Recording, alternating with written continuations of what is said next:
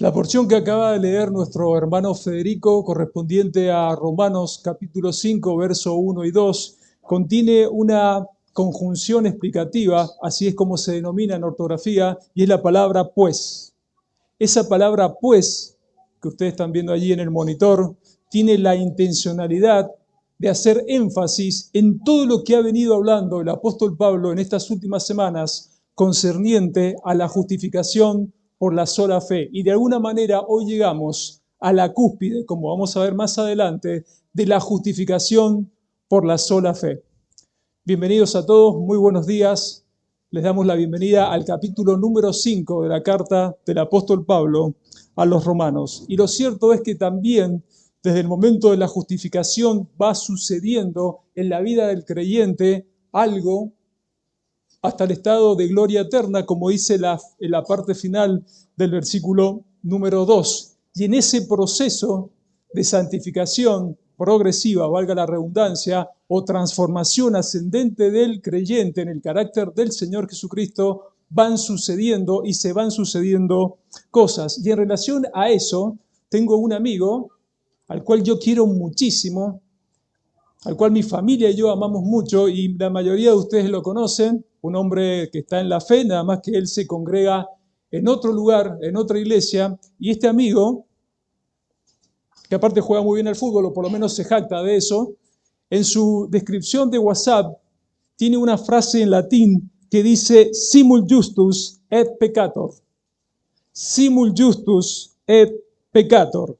Cada justificado, antes de pasar al estado de gloria eterna, está posicionalmente justificado por Dios y ante Dios. Pero en la práctica, aunque en este proceso va mortificando el pecado y va atribuyendo virtudes en el gimnasio de la fe, sigue pecando. Sigue pecando. Hasta antes de cruzar a la dimensión de la gloria eterna, sigue pecando. Esta realidad fue la que expresó Martín Lutero, el hijo, no el padre de la Reforma, porque nosotros sabemos muy bien que el padre, el verdadero padre de la Reforma, es el Señor al cual hemos alabado en esta mañana, el Señor Jesucristo. Martín Lutero encontró en esta frase esta realidad que a ustedes y a mí, hasta el estado de gloria eterna, nos toca vivir. Simul justus et pecador. Justo y pecador al mismo tiempo, o justos y pecadores simultáneamente. ¿Dejaré de pecar en algún momento? Sí. Cuando traspase la dimensión de esta vida temporal a la gloria eterna. Aún hay cosas por hacer acá. Por eso el Señor tiene todavía su iglesia aquí en este mundo. Pero partir con Cristo, como decía el apóstol Pablo, ¿es un poquito mejor? Es muchísimo mejor. Es muchísimo mejor. El tema central de estos dos versos, una vez más, llegando a la cúspide, como les decía, es solo la perfecta justicia de Jesucristo es suficiente para la justificación del hombre. Solo la perfecta justicia de Jesucristo, y acá puede aparecer una redundancia, una suerte de pleonasmo, porque si estamos hablando de la justicia de Cristo, se sobreentiende de que es perfecta. Solo la perfecta justicia de nuestro glorioso Señor Jesucristo, como hemos cantado en esta mañana, es suficiente para la justificación del hombre. Ahora, ¿qué fue necesario para que los justificados llegáramos a ese estado de paz? ¿Qué cosas tuvieron que suceder en algún momento de la historia donde Dios decide en su amor entrar en el tiempo de los hombres para que todos los redimidos, todos los justificados que están sentados aquí en esta mañana y en cualquier parte del mundo hoy celebrando el santo día del Señor lleguen a un estado de paz y no de cualquier paz, paz para con Dios? Les invito a que me acompañen a Mateo capítulo 4, versos 1 al 11. Vamos a hacer un ejercicio que ya hemos hecho con antelación, tanto en otros sermones como en el curso también, en el taller de evangelismo. La soteriología completa dice que Jesucristo no solamente murió por mí, Él también vivió y resucitó por mí. La sotería, la redención, la salvación eterna del alma, fue producto de una triple obra en la persona de nuestro Salvador y Señor Jesucristo. Y comienza con las evidencias de su vida. Si el Señor Jesucristo hubiese aparecido en este mundo a los 33 años de edad y hubiese muerto en esa cruz, en ese glorioso intercambio, pero nosotros no hubiésemos tenido evidencias de un nacimiento virginal por obra del Espíritu Santo, no hubiésemos tenido evidencias de una vida santa, como vamos a ver ahora, ese sacrificio no hubiese tenido sentido ni valor. Cada uno de nosotros, la humanidad necesita un documento que muestre, que compruebe las evidencias de una vida de perfecta santidad. Ese 100% de santidad y ese 0% de pecado es una de las partes que vamos a ver en esta mañana, que hace que ustedes y yo, entendiendo de que todos los que estamos aquí seamos justificados, gocemos de esa paz. Y no es cualquier paz, para con Dios. Dice Mateo capítulo 4, versos 1 al 11. Y acá vamos a ver la santa humanidad del Señor Jesucristo, la perfecta santidad, justicia de nuestro Señor Jesucristo. Entonces Jesús, dice el texto, fue llevado por el Espíritu al desierto, de manera intencional. No fue malo el Espíritu Santo. Era necesario que el Espíritu Santo llevara a Cristo al desierto para comprobar evidencias, para que nosotros pudiésemos comprobar desde este lado de la historia evidencias. Entonces Jesús fue llevado por el Espíritu al desierto para ser tentado por el diablo, el león rugiente, la pantera leopérsica que veíamos el viernes y en que en su momento estudiamos en la carta de Pedro. Y después de haber ayunado 40 días y 40 noches, entonces tuvo hambre. ¿Qué vemos allí de Cristo? Su humanidad. Tuvo hambre. Y recuerden, hermanos, después de haber resucitado en un cuerpo glorificado, también tuvo hambre. Siguió siendo hombre. Perfectamente Dios, perfectamente hombre. Como dice siempre nuestro pastor Ariel, 200% de una realidad en una sola persona. La santa humanidad de Cristo, la humanidad de Cristo. Verso 3. Y acercándose a él, el tentador le dijo, si eres hijo de Dios, di que estas piedras se conviertan en pan. Pero él respondiendo dijo, escrito está. Miren que el Señor Jesucristo ya estaba usando las Escrituras como un medio de gracia para no pecar. Escrito está, no solo de pan vivirá el hombre, sino de toda palabra que sale de la boca de Dios. Es una perfecta obediencia la del Señor Jesucristo, 100% de obediencia. Entonces el diablo le llevó a la ciudad santa y le puso sobre el pináculo del templo, la parte más alta del templo, un lugar que significaba mucho para la nación de Israel. Un tentador que es insistente, así es el diablo, así se comporta el diablo con cada uno de nosotros, es insistente.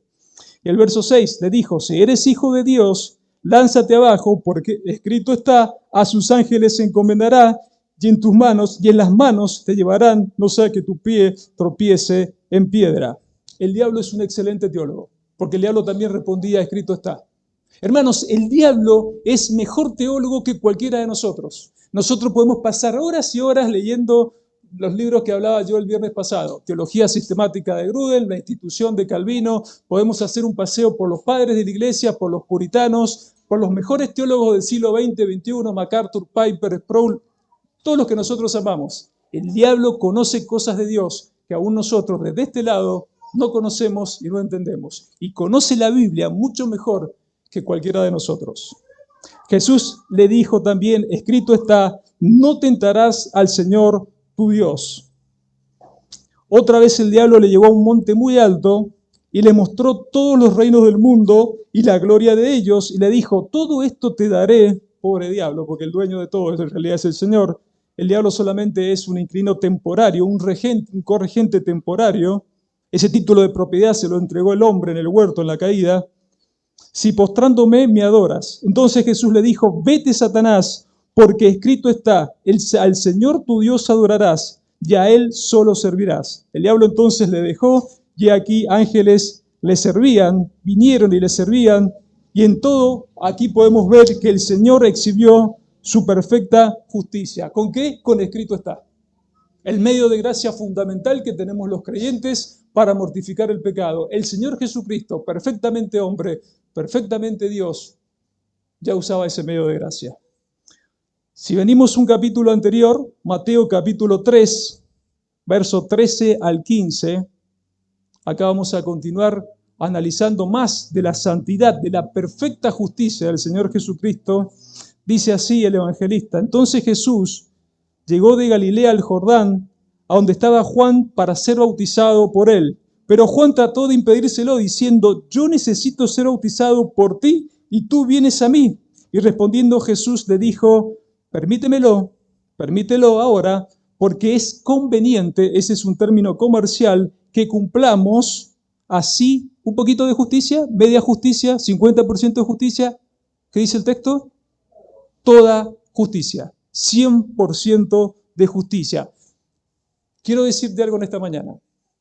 Cada vez que el Señor Jesucristo le decía al diablo: escrito está, y no pecaba, y no cedía a la tentación, en su humanidad, pero también en su divinidad, cuando el Señor Jesucristo vino a bautizarse, y en esa fila para el bautismo había toda clase de pecadores. Habían políticos corruptos, habían violadores, pedófilos, ladrones, había de todo. Y en esa fila estaba el Salvador del mundo.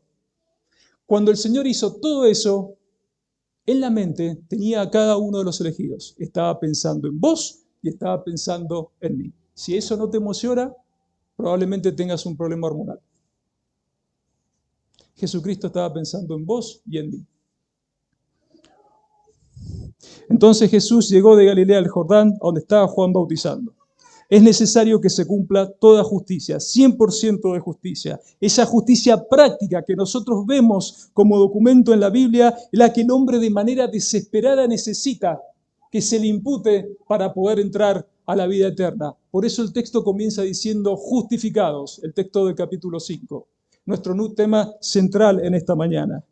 Pero el Señor Jesucristo también tuvo que morir. Él murió por mí. Él murió por mí. En ese glorioso intercambio en la cruz, Él derramó su vida. Sin derramamiento de sangre no hay perdón, no hay remisión de pecado, porque en la sangre está la vida. Y si la paga del pecado es muerte, alguien lo tiene que pagar. O lo paga, como hemos venido aprendiendo este último tiempo, el pecador el infierno, o lo paga el Señor Jesucristo en la cruz. Un inocente, un cordero sin mancha, sin contaminación, tenía que morir en el Calvario. He aquí el Cordero de Dios, no que cubre el pecado del mundo, el Cordero de Dios que quita el pecado del mundo. Ese es tu Señor y ese es mi Señor. Esa persona murió en la cruz por tus pecados y por los míos. Y no por algunos pecados, sino por todos los pecados de todos los elegidos de todos los tiempos. El Señor vivió por mí. El Señor murió por mí. Pero la columna completa de la salvación, la cadena completa de la salvación, se completa en la resurrección de Cristo. Cristo también resucitó por mí. Él resucitó por mí.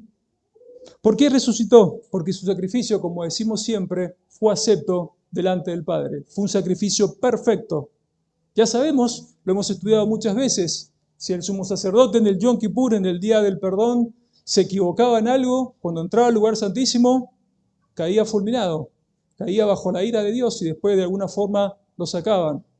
El sacrificio de Cristo fue perfecto. Él no aumentó pecado en ningún momento. Él no tuvo que hacer sacrificio por sus pecados, porque jamás pecó. Fue tentado en todo, como vimos anteriormente. Vivió las experiencias de todos los seres humanos. Pasó hambre, tuvo que aprender a leer y a escribir. Al Señor se le tuvo que enseñar a caminar, un oficio, un precioso oficio, aunque a mí no me guste, pero un hermoso oficio.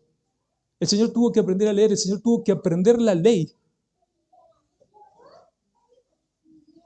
Pero no pecó.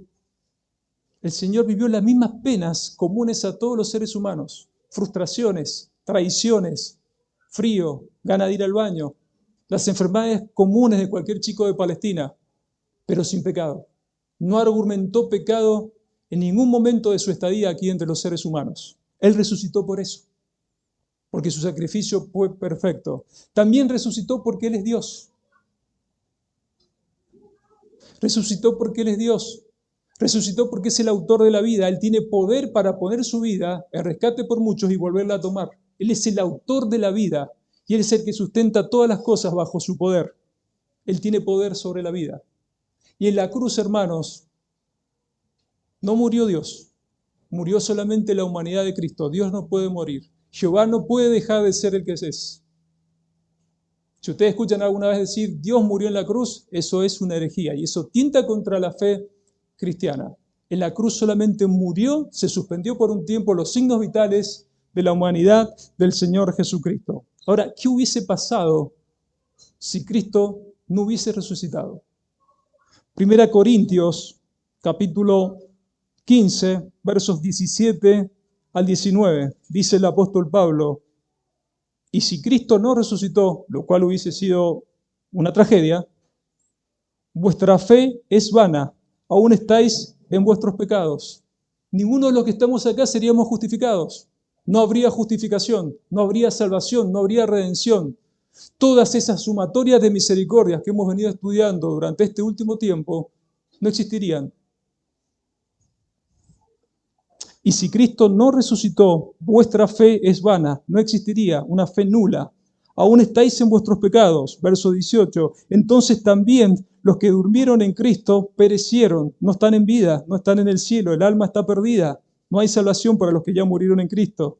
Si en esta vida solamente esperamos en Cristo, somos los más dignos de conmiseración de todos los hombres. Si Cristo no hubiese resucitado, nosotros, los que de alguna forma esperamos la salvación de Él, seríamos los más dignos de lástima, los más desgraciados. Eso es lo que significa el título.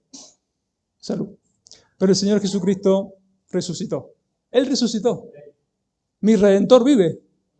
Mi Redentor vive. Ese Cristo al que hemos cantado en esta mañana, ese glorioso Señor al que yo pretendo en esta mañana llevarte y mostrarte con los ojos de la fe, está vivo. Tenemos un Redentor que vive. Y cuando a nosotros nos toca transitar situaciones difíciles, adversas durante la semana, el Señor está con nosotros, ha prometido estar todos los días con nosotros hasta el fin de los tiempos, hasta que un día nos va a recibir, como dice la segunda parte del texto del número 2, en gloria eterna. Pero también con la resurrección de Cristo quedó abolido el poder de la muerte. Si ustedes continúan estudiando ese capítulo 15 de 1 Corintios, van a ver en un grito de victoria, de exultación, decir al apóstol Pablo: ¿dónde está, oh muerte, tu aguijón? Ya es la segunda muerte, no puede hacerle daño a ningún hijo de Dios. Cuando nosotros cerremos los ojitos acá, de este cuerpo físico, ya sea por muerte física, por un tema de muerte natural, por un accidente, por lo que ustedes imaginen, o porque el Señor venga, directamente estaremos allí en su presencia, en la presencia gloriosa del Señor, y es ahí donde yo quiero llevarlos en esta mañana. Bueno, domingo tras domingo, el apóstol Pablo ha venido siendo completamente absolutista, como hemos venido estudiando ya desde el primer capítulo de la carta a los Romanos. Ha venido siendo absolutista en cuanto a la justa justicia de Dios. Ha sido un tema central en todo lo que ha venido explicando Pablo. Esa justa justicia de Dios es fundamental y es necesaria para poder llegar a este capítulo 5, para poder decir justificados, pues por la fe, justificados. Esa justa justicia de Dios es manifestada desde el cielo.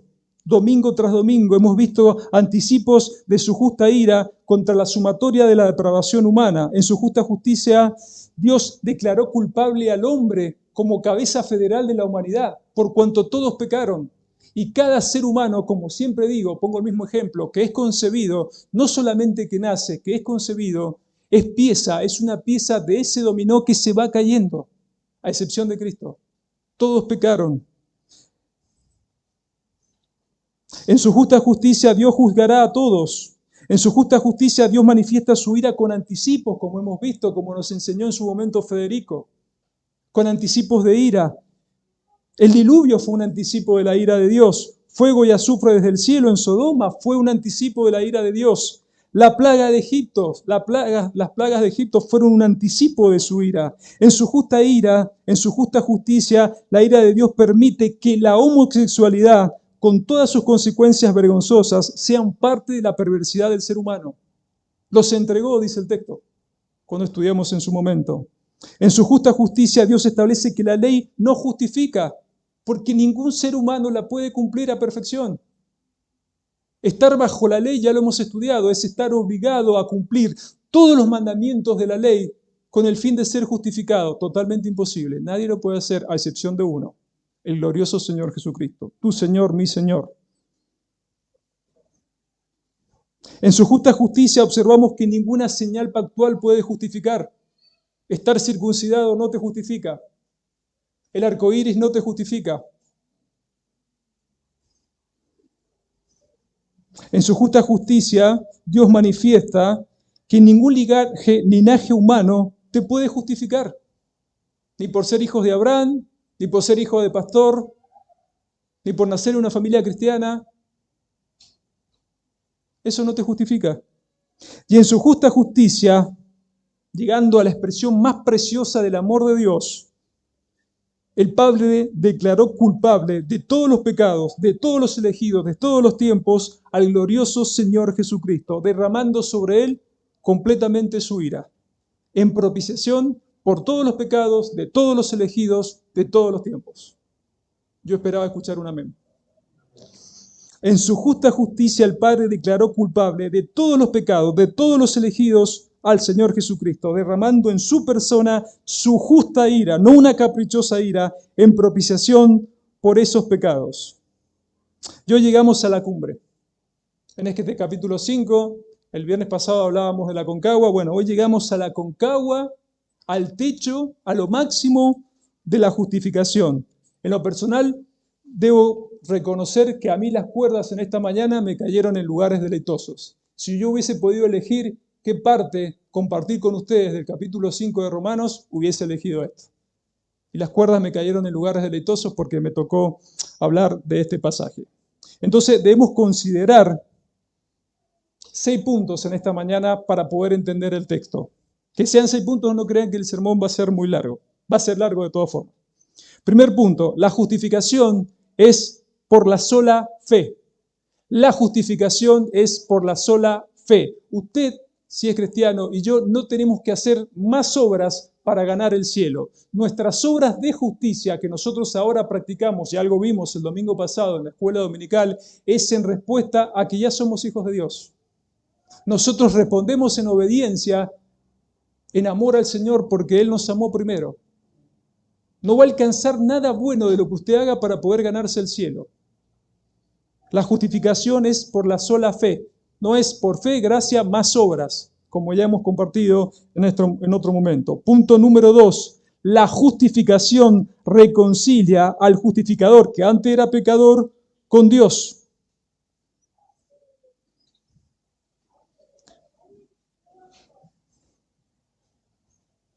Como el ministerio de evangelismo.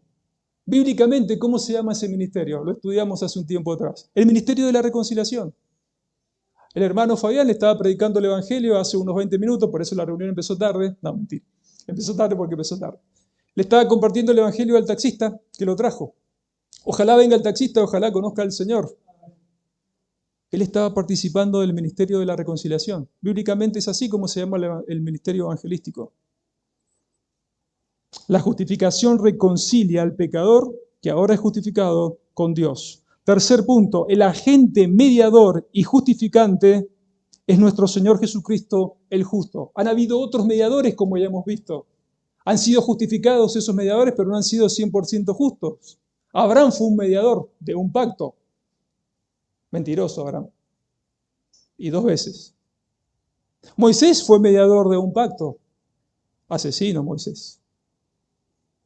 Noé fue mediador de un pacto. Borracho Moisés. Exhibicionista Moisés. Noé, perdón. David fue mediador de un pacto. Y ahí le podría dar con un caño a David, nombrar todos los pecados que cometió en menos de 72 horas. Pero este mediador es completamente justo. Jesucristo, el justo. No dice un justo, dice el justo. Completamente justo. Por amor a vos y a mí. Y acá, justificado de esta mañana. Punto 4. Jesucristo es el autor de la fe. Es el autor consumador y perfeccionador de la fe. ¿Dónde la perfeccionó? ¿Dónde la consumó? En su vida práctica. Ya lo vamos a ver más adelante en un pasaje de Hebreos. Cuando el Señor Jesucristo le fue diciendo al enemigo, escrito está, y no se dio ante el pecado, cuando el Señor Jesucristo se bautizó y no tenía necesidad de bautizarse, fue perfeccionando su fe. Fue obediente, aprendió la obediencia. ¿Fue desobediente el Señor? ¿Vino siendo un ser desobediente? No, experimentó la obediencia. Cuando dice el texto, aprendió la obediencia, es porque Él experimentó la obediencia. ¿Saben por qué? Por amor a ustedes y a mí. Por amor a ustedes y a mí. Punto 5. La perseverancia de los santos es por la fe en la persona del Señor Jesucristo. Dice las Escrituras, por lo menos en 3 partes del Nuevo Testamento, el justo por la fe vivirá. Por la fe en la persona del Señor Jesús, en todo lo que Él representa, el Salvador del mundo. Y punto número 6, la fe en Jesucristo asegura nuestra esperanza de gloria, como termina la segunda parte del versículo de Romanos 5, 1 y 2. Pero el tema central sigue siendo, solo la perfecta justicia de Cristo es suficiente para la justificación del hombre. Y el verso 1 dice, justificados pues por la fe, tenemos paz para con Dios por medio de nuestro Señor Jesucristo. El verso no solamente habla de paz. El verso, con la asistencia del Espíritu Santo, a cada uno de nosotros debería generarnos paz. Debería generarnos paz. Justificado pues por la fe, tenemos paz para con Dios por medio de nuestro Señor Jesucristo. Justificados, ya lo hemos estudiado, ya sabemos qué es la justificación, es una imputación de justicia, en una transacción de doble temporalidad, porque el Señor esa obra ya la hizo hace más de 2000 años, pero cada creyente en su tiempo de nuevo nacimiento va recibiendo la justificación. Un Dios que es completamente atemporal, un Dios al cual el tiempo no le afecta, por amor a ustedes y a mí, un día decidió entrar en el tiempo de los hombres. Vivir como hombre, vivir todas las experiencias de hombre, pero sin pecado, por amor. Declarando legalmente justo por la acreditación de la justicia práctica, la que vimos en el primer punto de la soteriología, y perfecta en Cristo. Cada vez que el Padre ve a un cristiano, lo ve en Cristo. Cada vez que el Señor te mira, cada día, cuando salís a trabajar, cuando salís a manejar el colectivo, cuando salís a arreglar celulares, cuando salís a probar los juegos que probás, cuando salís a hacer negocios, a vender cremas, a vender cosas usadas, el Señor te está mirando y ve a Cristo. Eso es emocionante. Cuando el Señor me ve a mí, más allá de mis miserias, más allá de que aún hay una naturaleza caída en mí, un pecado remanente, me ve en Cristo. Eso es imputación de justicia. Declarado justo. La justicia de otro. La justicia que yo no traigo de fábrica. La perfecta justicia práctica, en la vida práctica de ese tiempo que el Señor vivió entre nosotros, los humanos, en lo que el Señor el Padre me ha imputado a mí en el nuevo nacimiento. Pero también está la justicia impartida, esa que cada día nos va convirtiendo cada vez más en el carácter de Cristo. Vamos atribuyendo más del carácter de Cristo en nosotros. Como decimos siempre, los medios de gracia. Ya vimos uno, el principal, el viernes pasado, de las Sagradas Escrituras. Después tenemos la oración. El Señor Jesucristo pasaba noches enteras orando. Si el mismo Dios tenía que orar, hablar con Dios para llevar una vida de poder, ¿cuánto más nosotros, simples pecadores mortales? Pero también hay un medio de gracia, que es el que vamos a ver el domingo que viene, el cual está en el versículo 3. Las tribulaciones son un medio de gracia. Nos gloriamos en las tribulaciones. Ese es material para el domingo que viene. Pero esas tribulaciones también producen justicia impartida en cada creyente. La Trinidad. Soy en la práctica una sinergia con la Trinidad para ser cada vez más justo. Ahora bien, ¿cómo hemos recibido esa imputación de justicia? El texto dice, pues por la fe. Pues por la fe, del griego pistis. ¿Qué es lo que es pistis? La confianza depositada en otro. Como el depósito que usted hace cuando va al banco. Bueno, ahora se hace por cajero automático, se hacen transferencias y demás. La confianza depositada en otro. Por conducto de esa confianza, argumentando siempre que esa fe, esa confianza es de Dios. No viene en el estado creacional con cada ser humano. No la traemos de fábrica. Es un don de Dios. Esa fe es un don de Dios. Es un don de Dios, es una misericordia que el justificado recibe en el instante del nuevo nacimiento y lo conduce a la metanoia inicial, al arrepentimiento, al cambio de mentalidad inicial, para luego en la carrera de la fe seguir teniendo continuos arrepentimientos hasta eventuales pecados. Porque vamos a seguir pecando y nos vamos a seguir arrepintiendo, como decía Juan Calvino. La justificación con la perfecta justicia en la vida práctica de Cristo aporta 0 obras por parte del justificado. Nosotros no podemos aportar nada. Como dice siempre Leonardo, lo único que nosotros aportamos a la salvación es pecado. Pecado. Desde que empezamos a caminar, a transitar por la vida, lo que hacemos es pecar. Y pecamos feo. Y a veces pecamos más feo. De lo contrario, si tuviésemos que atribuir algún tipo de obra, algún aporte, no sería por gracia y por conducto de la fe. En este estado de justificación por la sola fe, el justificado ahora ¿de qué goza? De paz para con Dios. Paz para con Dios. Paz ya es una palabra que en griego hemos estudiado varias veces. Es la palabra eirene. De ahí viene el nombre Irene. Y significa un estado, de sosiego, de tranquilidad, de serenidad. Su versión hebrea es la palabra shalom. Cuando ustedes ven, bueno, nosotros no estamos en Israel y mejor ahora no ir para allá, pero cuando 2 judíos se encuentran en Israel, ¿cómo se saludan? Shalom. Y si 2 judíos se encuentran en Nueva York, ¿cómo se saludan? Shalom. Y si 2 judíos se encuentran en Buenos Aires, en el 11, que está lleno de judíos, se saludan Shalom. La paz del Señor sea contigo. La tranquilidad. No hay nada más valioso que la paz. Nosotros podemos tener un montón de problemas y presiones, pero si la paz del Señor está con nosotros, eso es un estado extraordinario. Un nanosegundo antes, la 1.000.000.000ª parte de un segundo antes de haber sido justificados, nosotros no teníamos paz para con Dios. Nosotros éramos enemigos de Dios. Estábamos ajenos a todo lo que tiene que ver la vida de Dios. Nuestras motivaciones no tenían nada que ver con Dios. El materialismo era nuestro Dios. Las cosas que debieran ser un medio para la vida eran nuestro fin. Nuestro fin era ganar plata, que no está mal, pero era el fin, no era el medio. Nuestro fin era el placer de todo tipo, sexual, la comida, las diversiones, lo que sean. Éramos ajenos a la vida de Dios, éramos enemigos de Dios. No queríamos saber nada con Dios, no podíamos buscar a Dios. El mundo siempre ha estado en guerra, ahora se han acentuado ciertas guerras. Por ejemplo, Estados Unidos se ha aliado con Israel. Ninguno de los dos son ningunos tontos, ni Israel ni Estados Unidos. Estratégicamente han sabido cómo aliarse. Ellos están en guerras contra Irán. Ustedes ven los noticieros, el poderío que hay en esas guerras. Desde hace un tiempo ya Ucrania y Rusia están en guerra.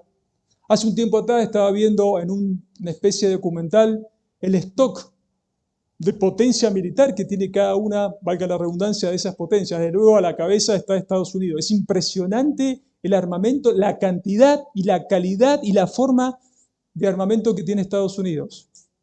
Rusia igual, China igual, Jerusalén, Israel igual. Debe ser terrible ser enemigo de cualquiera de esos países. ¿Y nosotros, Argentina, que tenemos un desarme militar de hace mucho tiempo? Hermanos, si a nosotros los argentinos nos hicieran guerra los pitufos, la perdemos. La perdemos. Está desarmada la Argentina. ¿Ustedes se imaginan lo que es ser enemigos de esas potencias? ¿Lo que es ser enemigo de Estados Unidos? ¿Lo que es ser enemigo de Irán, de Rusia, de China? Pero hay algo peor. Hay alguien que tiene más potencia y que tiene más poder. Aún tiene un ejército mucho más poderoso, pero aunque no tuviera ese ejército, esa sola persona tiene más poder. No hay nada más terrible en esta vida que ser enemigo de Dios. Y eso éramos nosotros antes de conocer al Señor. Y si en esta mañana hay alguien que todavía no ha venido a los pies de Cristo en arrepentimiento y fe, es duro, pero es real. Está enemistado con Dios. Es enemigo de la cruz de Cristo. La cruz de Cristo a él le representa locura, no la puede entender. Venga a Cristo en esta mañana. Amíguese con el Señor por conducto de la fe en la persona del Señor Jesucristo. Cosa terrible es caer en manos del Dios vivo y verdadero.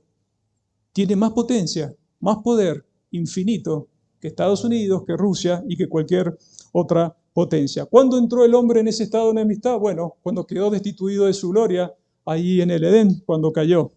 Nosotros, por ejemplo, cuando queremos vender algo, siempre que queremos vender algo, ¿qué hacemos? Bueno, hablamos bien de eso que queremos vender. Por ejemplo, si queremos vender un auto, decimos, bueno, tiene tapizado de cuero original de fábrica, espejos originales de fábrica, llanta original de fábrica. ¿Cómo podríamos vender al ser humano? Pecador de fábrica y enemigo de Dios de fábrica. Eso somos nosotros. Esa es la humanidad. De eso se trata. Estamos enemistados con Dios. La justificación, la fe y la paz con Dios es a través del mediador del nuevo pacto, nuestro Señor Jesucristo. Y fíjense que el texto dice nuestro. Dice nuestro. Ahí no hay ningún tecnicismo teológico, ahí hay devoción, hay amor puro. Hay un himno que yo cantaba cuando era chico, no se ilusionen nunca porque yo no voy a cantar nunca, solamente voy a decir algunas, sí, porque soy horrible. Ese himno decía, ahora soy de Cristo, mío también es Él. Puedo gozar de su amistad por la eternidad. Nuestro Señor Jesucristo. Cada creyente que está acá es propiedad del Señor, pero cada creyente que está acá puede decir, el Señor Jesucristo también es mío. Tengo una relación personal con Él. No es solamente teología como estudiábamos el viernes. Yo puedo levantarme cada mañana y decirle, Señor, por favor, abrázame, ayúdame, no quiero pecar, líbrame de la tentación. Señor, te amo, soy imperfecto, me cuesta todavía me enojo mucho menos que hace 2 años atrás o 10 años atrás, pero todavía me falta, Señor, en el camino de la fe. Todavía me falta para llegar a tener el carácter santo, pero Señor, así todo te amo. Qué felicidad es saber, Señor, que aunque no te pueda ver, no te pueda tocar, en esta habitación donde estoy orando, vos estás conmigo. De eso se trata el Evangelio, de una relación personal. No es mera teología, no es mero conocimiento, como oraba nuestro hermano Santiago el viernes pasado.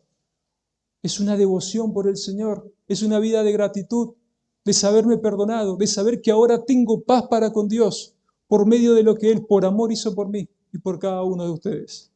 Ese es mi deseo, predicar a Cristo, llevarlos a Él, a su persona, que quede eclipsada nuestra vida con la persona del Señor. El verso 2 dice, por quien también, o sea, por el mismo glorioso Señor Jesucristo, tenemos entrada por la fe a esta gracia en la cual estamos firmes y nos gloriamos, nos sentimos orgullosos en la esperanza de la gloria, en hebreo la Shekinah de Dios, por quien también tenemos, más allá de todo lo que hizo el Señor en el versículo 1, también tenemos la sola fe en el Señor Jesucristo que justifica, abre a cada justificado que está aquí en esta mañana un libre acceso a una bondad inmerecida. Esa gracia es inmerecida por cuanto todos pecaron. Ninguno de nosotros merecía la salvación. Todos merecíamos la cruz y todos merecíamos la condenación eterna. Vuelvo a repetir lo que siempre dice el doctor Carballosa. La pregunta no debiera ser ¿por qué eligió a unos sí y a otros no? La pregunta correcta, según Carballosa, es ¿por qué sí a los que sí eligió? Tanto unos como otros merecíamos el infierno, merecemos el infierno. En su misericordia, el Señor, en un plan de redención eterna, eligió a un grupo de personas. Pero esos elegidos también merecían el infierno. Y entre esos estamos nosotros. La sola fe en el Señor Jesucristo que justifica, abre a cada justificado un libre acceso. Esa gracia inmerecida es la gracia de la salvación. La gracia de la salvación posee una característica fundamental según el texto. Firmeza, dice el texto, en la cual gracia estamos firmes. Del griego istemis, firmes. La semana pasada, en la escuela dominical, cuando yo preguntaba ¿cuál es una de las evidencias de que una persona es realmente del Señor? Una persona que está acá adelante dijo perseverancia. Perseverancia. Y esa es la fe, esa es la gracia, es una gracia perseverante. Dice que es firme, tiene una característica fundamental, habla de firmeza, perseverancia. Los justificados son santos, santificados, que perseveran en la gracia de la salvación, porque el autor de esa salvación eterna es coeterno con el Padre y con el Espíritu. Y miren lo que dice Hebreos capítulo 5, versos 8 al 9. Lo voy a repetir. Los justificados son santos, santificados, que perseveran en la gracia de la salvación, porque el autor de esa salvación, el Señor Jesucristo, es coeterno con el Padre y con el Espíritu. Y dice, y aunque era hijo, por lo que padeció, aprendió la obediencia. No es que era desobediente, sino que experimentó la obediencia. Y habiendo sido perfeccionado, y ahí está el perfeccionamiento, la consumación de nuestra fe, y habiendo sido perfeccionado, vino a ser autor de eterna salvación. Jesucristo es eterno, el Padre es eterno, el Espíritu es eterno, todos los atributos son eternos, la salvación que Él genera y nos ofrece tiene calidad de eterna. La vida eterna.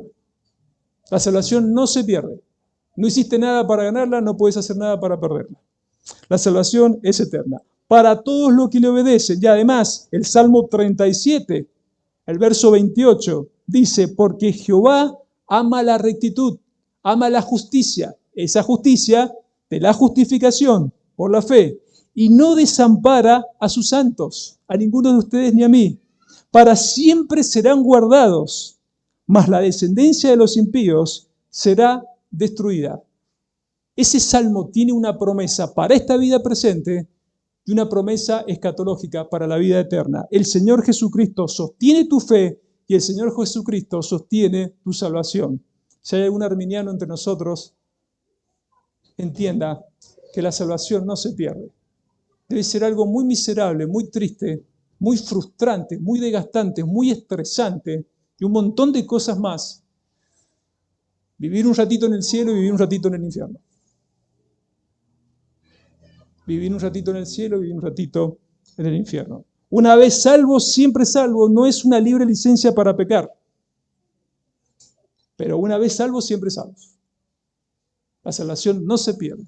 Es inmarchitable, es imperecedera, es eterna. Tiene calidad eterna porque su autor es eterno. No se pierde, no hay ninguna condenación para aquellos que están en Cristo Jesús. Y alguien podrá decir, bueno, pero yo un día puedo estar y un día no estar. No funciona así.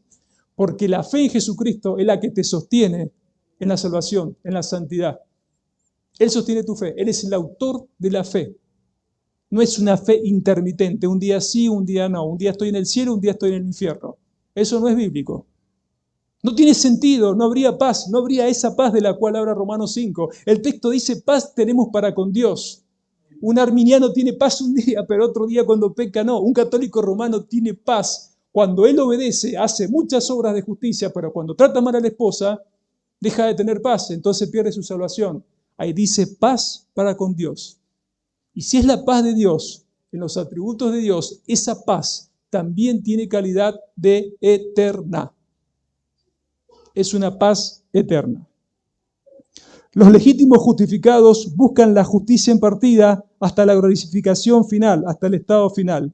El creyente posee un santo orgullo. Dice el texto, nos gloriamos, nos sentimos orgullosos en la esperanza de la gloria de Dios. ¿Cuál es esa esperanza de gloria de Dios? La vida eterna. La vida eterna.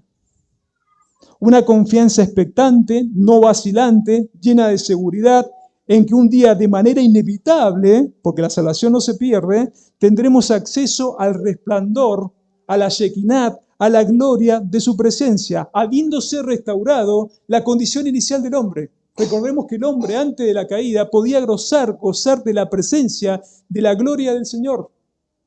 Y en su estado de caída el Señor lo saca de ese templo que era el huerto, pone espadas revolviéndose por el aire para que no entre en ese lugar, y es destituido, separado de la gloria de Dios. Cuando lleguemos al cielo, eso se habrá restaurado. Nuestra relación con la gloria de Dios, con el resplandor de su gloria, con la Shekinah, se habrá restaurado. Esta es pues la misericordia que completa todos los eslabones de la cadena de las misericordias de Dios. El primer eslabón, y lo vamos a ver después cuando nos toque Romanos 8, el primer eslabón es la elección y la predestinación. Y después todas las misericordias que nos tocaron ver, que nos tocó analizar en el curso de evangelismo. ¿Y se completa con cuál? Con la glorificación final. La glorificación final completa toda esa cadena, es el último eslabón. El estado eterno de cada elegido, la glorificación. Dice Filipenses 3:20 y 21. Y aquí ya voy terminando. Mas nuestra ciudadanía está en los cielos, de donde también esperamos al Salvador, al Señor Jesucristo, el cual transformará el cuerpo de la humillación nuestra para que sea semejante al cuerpo de la gloria suya, por el poder con el cual puede también sujetar a sí mismo todas las cosas. Ahí se completa el eslabón. Lo que empezó en la eternidad pasada, en ese pacto de redención, la elección y la predestinación, y después vino el nuevo nacimiento, la fe y el arrepentimiento, la justificación, la expiación y todas esas misericordias, se completa en un estado de gloria eterna, al cual todos ustedes y yo vamos a acudir y vamos a disfrutar por la eternidad. En cuanto a la firmeza de la gracia,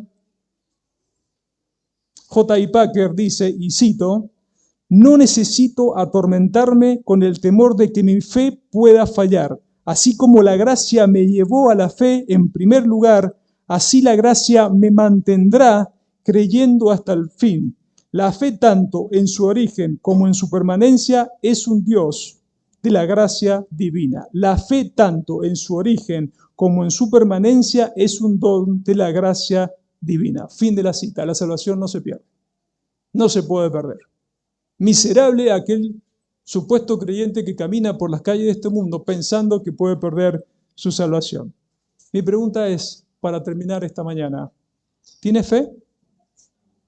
¿Tiene esa fe de la cual habla Romanos 5? ¿Esa fe salvífica? ¿Esa fe que te da la tranquilidad y la paz de saber que cuando dejes de existir en esta vida temporal tendrás vida eterna, tendrás un cuerpo glorificado semejante al del Señor? ¿Tienes paz? ¿En qué estás buscando tu paz? ¿Cuáles son los fundamentos de tu paz? Cuando vas haciendo el presupuesto a principio de mes para todos los gastos del mes y ves que no llegás y te empezás a poner nervioso porque no llegás y no vas a llegar, a no ser que el Señor intervenga, ¿dónde está tu paz? ¿A dónde acudís? ¿Luchas con el pecado? ¿O ya te rindes ante cualquier situación que te viene agobiando, algún pecado muy personal, muy escondido? ¿Dónde te vas cuando te mueras? No vayan a decir al cementerio, por favor. ¿Dónde te vas cuando te mueras? Si hoy tu vida se termina por X motivos, ¿tenés la plena seguridad de la gloria eterna? Dios quiera que sí. Y para los que son de la fe, ¿tienes en cuenta que el castigo de tu paz sobre quién cayó? ¿Tienes en cuenta cuál fue el precio de esa paz que ahora como creyente estás disfrutando? ¿Tienes en cuenta todo lo que el Señor tuvo que hacer? El Señor no te reprocha nada. Y si por algún motivo te olvidas de esas cosas, yo te invito que cada mañana, con los ojos de la fe, vayas al desierto y los mires al Señor y los observes al Señor combatiendo contra el enemigo, mano a mano, escrito está. Pero con los ojos de la fe también vayas a la cruz y veas al Señor allí, derramando su vida, no reprochándote nada en absoluto. Y con los ojos de la fe también vayas a la tumba. ¿Y sabe qué? En esa tumba no hay nadie. Está vacía, porque Él resucitó. Nuestro Salvador vive. ¿Y saben qué? Hay algo más precioso. Él prometió que un día regresará. Dios quiera en esta mañana que el Señor nos inunde, nos eclipse con su gloria, que si hay alguna cuenta que tenemos que arreglar con Él, podamos venir con toda sinceridad. El Señor ama la sinceridad en nuestras oraciones. Si hay algo que el Señor desea, y nosotros lo vemos en cada uno de los salmos, y la sinceridad de sus hijos. Señor, te estoy fallando en esto, ayúdame. Señor, vos mejor que nadie comprendés mi humanidad, mis frustraciones, mis cansancios, mis ansiedades, cómo me cuesta vencer este pecado. El Señor tiene poder, el poder que le levantó de los muertos. Dice el texto, uno de los textos que hemos estudiado, tiene poder para sujetar todas las cosas. Nada hay imposible para tu Señor, que es mi Señor, el dueño absoluto de cada uno de los creyentes que están aquí en este lugar. Oremos. Amado Padre, en esta mañana te damos gracias porque como cada domingo hemos tenido la oportunidad de adorarte, de alabarte, de escuchar oraciones. Hemos tenido la oportunidad de abrir tu palabra, de entender que somos justificados por la fe en Cristo, que nosotros no podemos argumentar obras de justicia propia para la salvación, que esa fe que salva es un don tuyo. Te damos gracias, Señor, porque tenemos vida eterna, porque ya hay un lugar en el cielo para cada uno de nosotros. Te damos gracias también porque en este proceso, antes de llegar a ese estado de gloria eterna, nos vas impartiendo justicia, nos vas santificando. Pero Señor, te rogamos en esta mañana, si entre nosotros hay alguien que aún no ha venido a Cristo en fe y arrepentimiento, que el Espíritu Santo, como siempre decimos, sin ser intrusivos en tu plan de redención, en tu plan de elección y predestinación, toques ese corazón, Señor, y que pase de condenación eterna a vida eterna, de acuerdo al criterio de tu santa voluntad. Te rogamos, Señor, que bendigas el resto de las actividades, el momento del ágape, la escuela dominical, que bendigas nuestra primer coinonía oficial del año, que podamos tener conversaciones espirituales, un momento de esparcimiento, de alegría, de comunión entre los hermanos, que podamos conocernos más, que podamos llevar unos las cargas de los otros. Te damos gracias porque estás construyendo tu iglesia en esto que por el momento es una misión, pero estás haciendo una obra extraordinaria, nosotros estamos agradecidos. Todo esto lo dejamos, lo encomendamos en el nombre santo y precioso de nuestro Señor y Salvador Jesús. Amén.